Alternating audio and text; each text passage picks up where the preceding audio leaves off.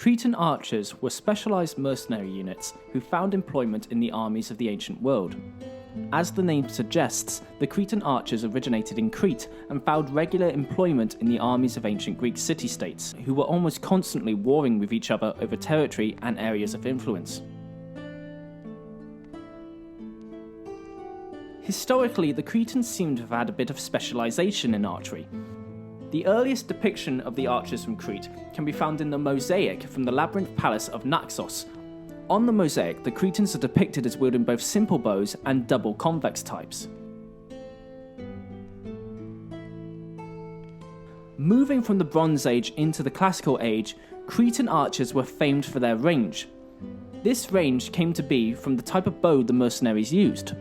Cretan archers primarily used composite bows, made up of wooden cores with laminated layers of sinew and horn. Although these weapons proved difficult to string and use, being composite bows meant that they had a far greater range than that of ordinary projectile weapons. The only real exception to this would be the projectiles used by the Rhodian slingers, who only just outranged them.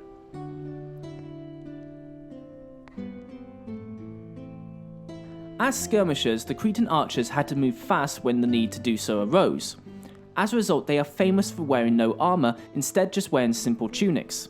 This meant that they could easily run from one position to the other without being out of breath, but also meant that if they came to close quarters combat, they were more likely than not going to come off the worst of it. However, they were armed with knives and swords if they did end up in that situation, but again, wearing no armour has its blatant disadvantages. Cretan archers were also famed for wearing large leather sun hats. This was to keep the sun out of their eyes and to increase the accuracy of their shots. This gave the Cretans a very distinct look, something not a lot of ancient units of Greece could claim, who wore copies of whatever military equipment seemed to work best at the time, such as the line of thorax or the Corinthian helmet. The Cretan archers would prove their proficiency in battle when they successfully helped the 10,000 mercenaries under Xenophon repel an attack by their pursuers, the Persians.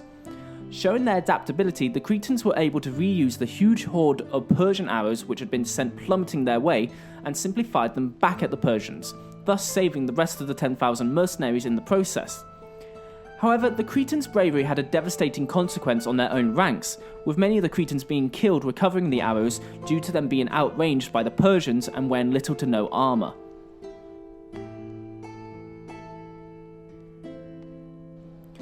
Following the conquest of Rome, the Cretan archers went from being a mercenary unit to being a specialist unit in the Roman army. Under the reforms of Gaius Marius, the Cretans had an upgrade in their kit, now wielding small axes and small shields which they could use to defend themselves if the need to engage in close quarters combat arose. As the Roman Republic gave way to the Roman Empire, many Cretan archers would serve in the Dacian Wars, due to their proximity to the front. Gradually, however, the Romans began to rely less and less on Crete for skilled archers, and began to replace them with troops from Syria, which had a denser and larger population to recruit from.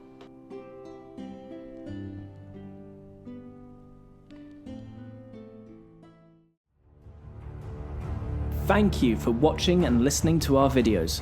Be sure to like, comment and subscribe if you've enjoyed. All sources are listed and linked in the description below. I've been the Ancient History Guy, and as always, I'll be seeing you later.